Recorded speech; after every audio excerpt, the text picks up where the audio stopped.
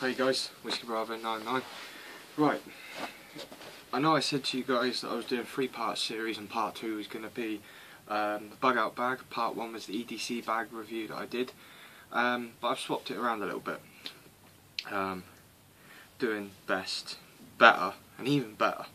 So yeah, part 2 today I'm going to be doing the weapon review. I'm going to be showing you guys a few of the weapons that I own and a few of the weapons that I use. But they're not just weapons. I mean, they can be used as weapons, but they're also everyday essentials for bugging out, camping, bushcrafting, every general stuff, self-defense, fighting, hand-to-hand combat, all sorts. So I'm going to give you guys a couple of shows quickly. This is like my mini machete. As you would have seen this in one of the other videos. Got a little mini sheath here. I made this myself out of a set of jeans. You know, the blade is razor sharp, so when it's in my bag, that just kind of, as you can see, the stitching seam of the jeans is where the blade runs against. So, you know, it's not going to cut through a set of jeans, that's for sure. But yeah, perfect for taking down twigs, perfect for, you know, chopping wood, which I do use it for, and it goes straight through it perfectly. But this would be great for a hand-to-hand combat weapon if you wanted to get some distance from someone, or you wanted to slash them. That's going to do some damage, you know. It's fucking pretty nasty looking piece of gear. My other one, these are like my normal little knives you guys would have seen in my videos. My little Ango arms blade, see up there. Got this one off of Amazon. It's got the paracord handle. I mean, that's brilliant. It's lightweight, but it's perfect for like hand-to-hand combat fighting, stab, slash, back in. You know, you could also even adapt this if you took the paracord handle off. It's light enough you could use it as a clean throwing knife. It's very, very, very light. There's that one. As you guys would have ever seen, was the survival knife that I bought, the survival knife kit, which you would have seen in my other videos. It's the Special Forces Combat Survival Knife with the sheath and the survival kit at the side. This is my favourite knife. Out of all my knives, this is probably my favourite one. Right, that's the blades. Now we get to the better three. For home security, home defence, or if shit did hit the fan, or something did happen like WROL, you know, my next self-defense weapon, without using brute force, but without killing someone as well, unless I really wanted to, was my full-size wooden baseball bat. Can't go wrong with these. This thing is fucking heavy, but it will do some damage if you want to hit someone with that. That's a full-size baseball bat, and around the handle here, it was just wood. There was nothing else on it. There was no handle or anything, so I just got some black electrical tape and wrapped the handle for a better grip. So you can see that's in the right hands, the wrong hands. You know, this is brilliant in close combat situation, or even if you wanted to put some specific distance between you and attacker. I mean, if you were stuck in a hallway of a house, the best way you're going to have to use one of these is you don't swing over your shoulder, you don't swing from the side. One hand on the middle barrel, one hand on there, boosh, poke straight him in the face. Can't go wrong with that. So eventually I do want to put together the self-defense video, and I'll show you guys how to use these properly, what ways to use them, different scenarios, different situations, close combat quarters, hand-to-hand combat, how to disarm someone, how to rearm yourself, all of it. And I really, really, really want to show you guys it, because I guarantee you'd love it. But it's just trying to find someone willing enough to join in, shall I say. Right, on to the next one. I'm going to have to remove the camera for this, because the next ones are slightly bigger. Right, this one, this is my new gun case. It turned up today. I got this one off of Amazon, £8. Literally was next day delivery. And in here, this is my BSA 22 rifle. I got this one given to me. It's in pretty bad nick. The bloke had it for like 20 years, if not probably longer. But it's spring loaded. It's very, very powerful, but this is probably one of my main trustworthy guns. As you can see, there's no scope on it here, but I have ordered a scope to fit the main part of the barrel rim. So that should hopefully turn up. And the reason I got this case was because I can also fit the rifle in this case with the scope on. But yeah, there's a lot of power behind this. It's one of my trustworthy guns. I am looking at buying another BSA.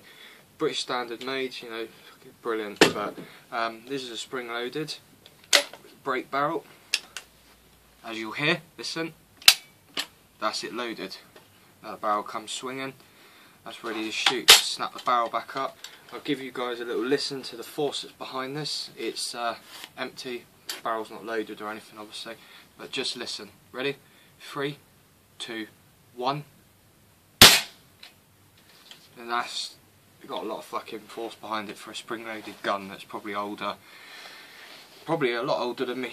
I mean, BSA have been around for ages, and I know this guy used to get a lot of guns. He used to do a lot of rabbiting and stuff like that. But this is a .22 caliber, spring-loaded, like I said. I was very lucky to get this.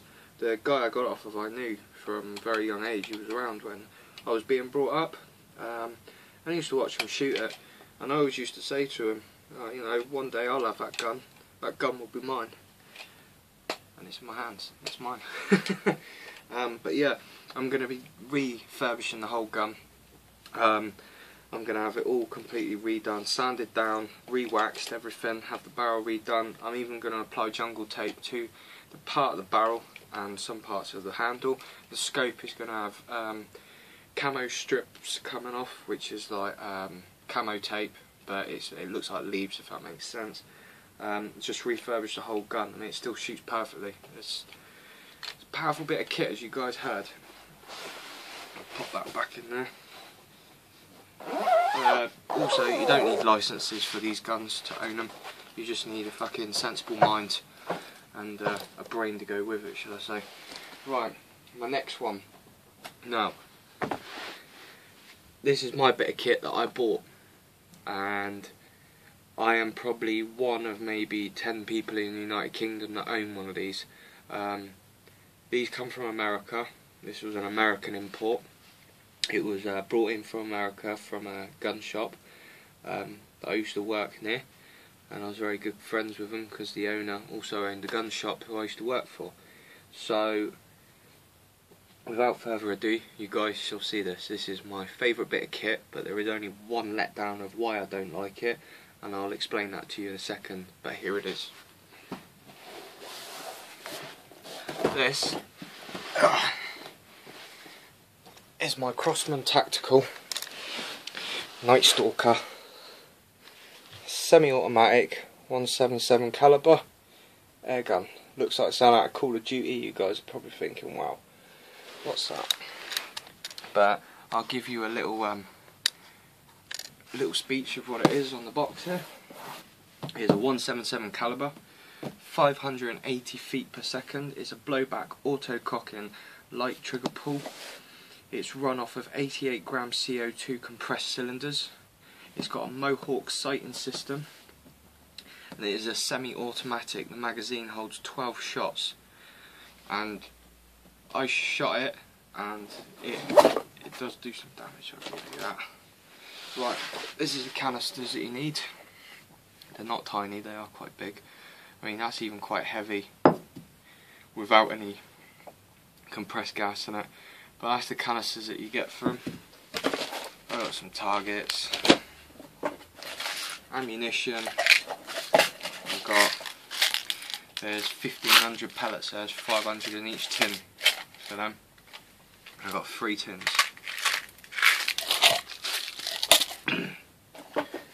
I've also got 4 magazines. This is what they are. They're 12 shot semi-automatics. I'll put it against my arm so you can see straight through. And that is the magazine that you fill the pellets and fire. Now there is a way you pull the trigger and you can shoot one shot, you hold it down, you can clear out all 12 shots in a split second. It's nice and got force behind it. Unfortunately there's no cylinder in it, so I can't show you the test shot like I can with the 2.2. But this is why I don't like this gun. It's the fact that it's run off of a CO2 compressed chamber, and I don't like it. Absolutely hate these. I only got this gun because it was on offer, and the guy who got it for me got it on offer from America, so I couldn't really complain. Got everything else cheaper with it. Now, as you guys see here, this is what I mean. When you have a gun, you've got to have a brain to go with it. And as you guys will see here, I have the trigger locked. This immobilises the gun completely. No one's gonna get it. No one. I mean, these guns are locked away in a cabinet. Yeah, fair enough. You don't need a license for it, but like I keep saying, you need a fucking brain to have it. So these are locked away in a sealed cabinet, which no one can get into but me. And it's trigger locked, so the gun's completely immobilised, as you'll see there. This is going to be getting jungle tape on it as well, sooner or later. At the side here, you've got 2 holes here that are for a laser attachment. You've got 2 holes here at the top, which is for another scope attachment. And then there's another 2 holes here at the other side that has an attachment for a flashlight. You also have 2 holes at the bottom here that sets on a tripod system. And this is the Crossman Tactical Night Stalker. As you guys will be able to read there, the Night Stalker. And it says on the side of the gun, made in the United States, Night Stalker 177 caliber 4.5mm pellet. As you guys will see there, American import, made in the USA. This is slightly the older version. I've had this now for well over a year or more, but I'll tell you something, it's a good little gun to shoot with. You know, you don't get much room to hold onto the barrel or anything like that, but if you wanted to use this for like tiny close quarter combat, it'd be alright. I mean, it's only a 177, but you think if you want to do some damage, I could just run around and pretend that I fucking Call of Duty. It's one way to get into a white jacket with chains and straps, eh? Well, no, anyway, but I am hopefully looking at investing in a refilling system which allows you to refill the canisters.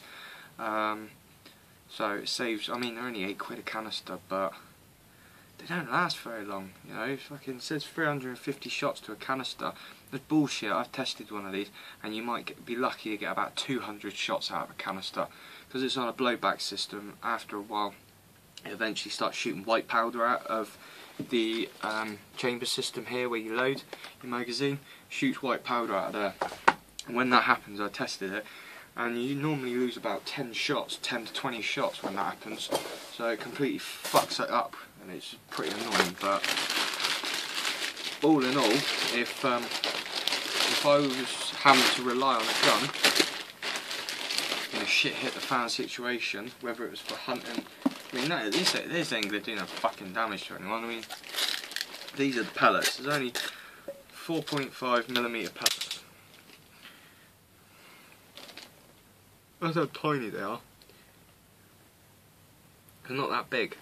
I mean, they do some damage to hurt someone and cut someone's skin, but to kill someone, no. I mean, the 2.2 ain't gonna kill someone, but the bullets are twice the size of that, and they'll hurt a lot more. That's for sure. But I went through a stage of wanting to sell this gun for ages and ages, and no one was interested in it because of the fact of it being a gun. And then when I started prepping, I was like, fuck it, you know. Instead of trying to invest another couple of £100 into buying another gun, what's the point? I might as well just hold on to it. But if shit hit the fan or something, I would not be relying on that at all. Not unless I really fucking had to. If shit hit the fan and I needed self-defense or something like that, you know, if I needed a decent weapon that I could trust, all in all, if I'm honest, out of my kit so far, and I am planning to get more weapons. I'm planning to get the self-defense spray, which is Farb gel. You can get it off of eBay, Amazon, anywhere like that. That's legal in the UK. It's a criminal identifier. You spray it in the face. It's like a white, a red dye that goes over the face. I'll tell you something, it does stick to the skin for a pretty long time. But you know, if I was in close quarter combat situation or something, I would rely more on my 2-2 for hunting and for wearing off some sort of self-defense, I suppose. Not be a lot, so it ain't going to do much damage. But my baseball bat probably being one of my preferred hand-to-hand combat weapons. I don't know why. I think the baseball bat suits me more. In polite terms of putting it. Don't know. Baseball bat is a man's best friend. And probably my second weapon would probably have to be my mini machete. You know, it's more robust, thicker blade. It's do a lot more damage. And I think definitely my third one that I'd have to rely on all would be my Special Forces knife. To me that would probably be my main 3-4 selected weapons. But if I wanted to, you know, hold against self-defense at home, it would always come to baseball bat. You can't go wrong with a traditional good old baseball bat. It's reliable. You're going to do some damage with it. It's not light and it's not heavy, it's just right, depending on the build that you are anyway. Overall I think, I don't know, I mean everyone has their own choice of like their own favourite weapon and that, but I think personally the baseball bat will have to be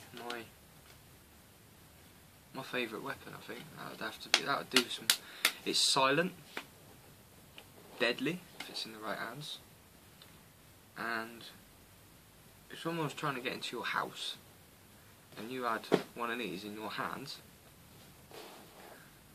would you think twice about robbing someone's house? Especially if the guy looked fucking menacing and he had fucking come on. Obviously I wouldn't look like that. It looks like I'm trying to take a shit or something.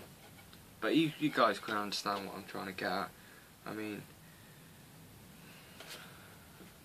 I definitely think that would be my favourite weapon of choice. There's so many weapons that you can get, and there are so many, you know, it's just one of them things living in the UK, you're limited to what you can and can't have. If it was America, fuck me, this 2-2 would be a bloody Uzi or a fucking AK-47 or something. It wouldn't be a 2-2 bloody air gun, would it? It'd be something that's actually going to put someone down. It's just shit in this country.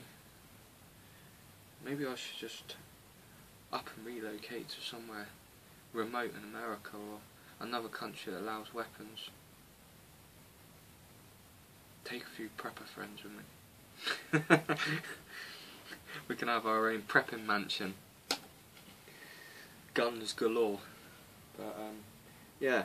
Right, well all I can say is, guys, that's part 2 of the weapons. Part 3 will be the bug out bag. And I hope you've enjoyed it. If there's any comments, or you guys want to know where I've got things from, or stuff like that, or you've got other weapons that you might want to share or interest me or something, give us a shout. Give us a, you know, part 1's gone really well. In the space of a day I've gained like double the amount of views that I get off of most people in 2 weeks. So part 1 was a good hit, so I'm hoping that part 2 is going to be a good showing for you guys. And I hope you really enjoyed it. And like I said, part 3 will be the bug out bag. But anyway guys, I love you and leave you. It's Whiskey Bravo 99 out. And I should catch up with you guys soon. Take it easy. Bye.